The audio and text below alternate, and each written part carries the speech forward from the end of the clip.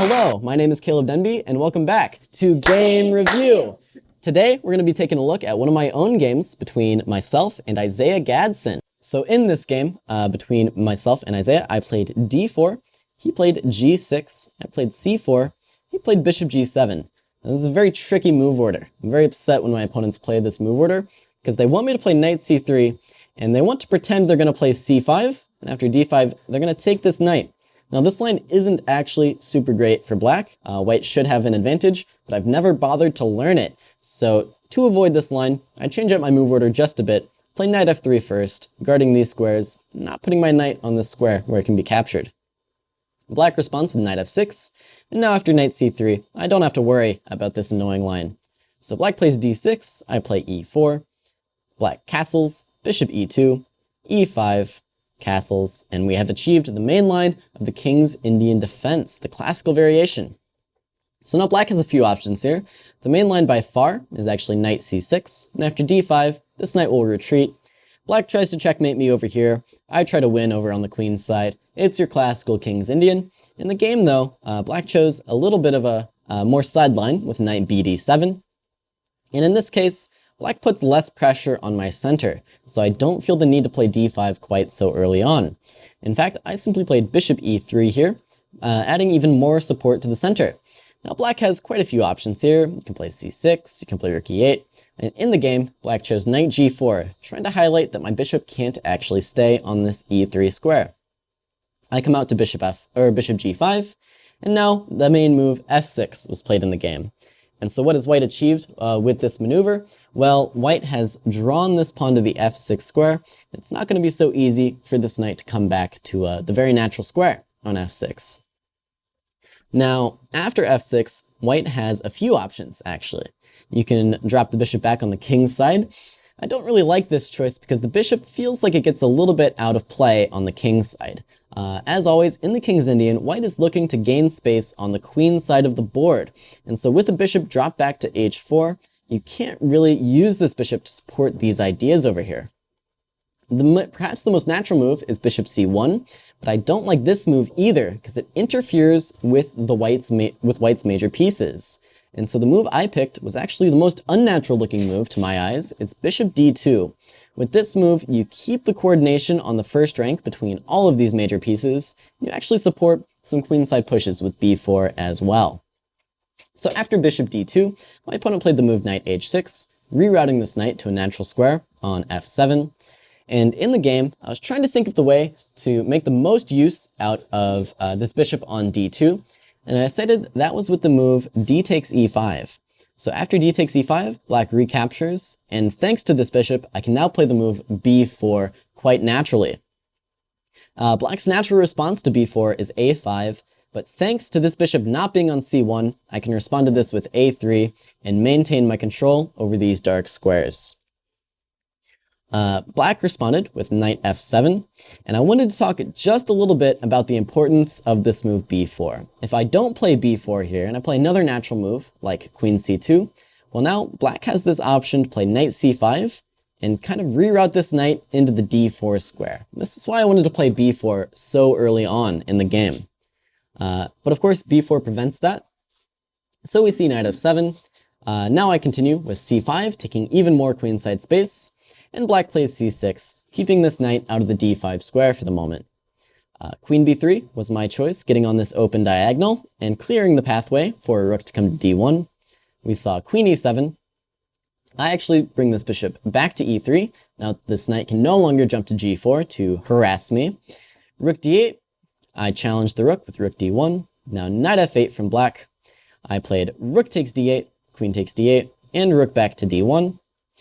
Just taking advantage of this open file and the temporary uncoordination of the black pieces to gain control of this file, gain a tempo on the queen. And now the key move here for white, I think, is this move that I played in the game, b5. This is how you break through on the queen's side, take advantage of your extra space. Black continued with bishop e6, but now I simply play queen a4, and black came up with this move knight d8 to defend the c6 square, which is a little bit awkward to say the least. I captured on c6, black captures on c6, Now I simply reroute this knight back through d2 to support my pawn on c5. Black plays knight d7. This lets me simply play knight b3, and I am supporting this pawn quite naturally. Now in the game, perhaps black should have continued now with f5, trying to open up this bishop a little bit, put some more pressure on the center and the king side of the board. Instead, he tried to meet me on the queen side. And the problem with that is that white has more space here. And if you have more space on a side of the board, then you should, in theory at least, be stronger on that side of the board.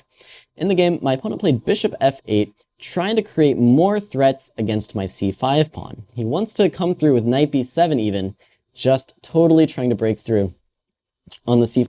Now, unfortunately for black, this actually allows white to play a pretty interesting move. I'll let you at home try to find the move. This is the only move to kind of get a winning advantage here with the white pieces. And if you're a fan of the game review series, you might have already seen a similar idea in a game between Vishy Anand and Wang Hao. Of course, the move I'm talking about is knight to d5, sacrificing this knight for one pawn, but allowing yourself to have a very mobile pawn center to take advantage of the displacement of the black pieces. My opponent accepted the sacrifice with c takes d5, e takes d5, and went with bishop f5. Now, unfortunately for black, there's one move that just completely shuts him out of the game. That move, of course, is g4, forcing this bishop off of this diagonal where it controls some very key squares. The bishop would have to step to c2, but now d6, queen f7 is forced to stop an annoying check.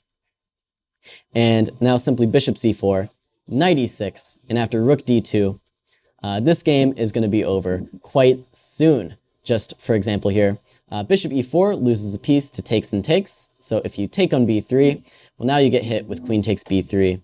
And the pressure on this diagonal, mixed with the pressure of these pawns, is just going to win the game. Unfortunately though, I missed this move g4. I'm not that good at chess, so I played d6 instead. After queen e8, black is very much trying to hold on. I played bishop b5, still adding pressure on this diagonal. Knight f7 was my opponent's choice. And now I break through with c6. This knight comes to b6, takes, and now there are some tactics here which do allow me to regain the piece. d7, and you can't really get away with queen d8, or else you'll get hit with c7 when I'm going to be winning your rook. So black simply took on d7, c takes d7, and now queen d8, and I move my queen off of this open file. In this case though, white does still have a little bit of an edge, but it's nothing compared to the edge that I would have had with g4.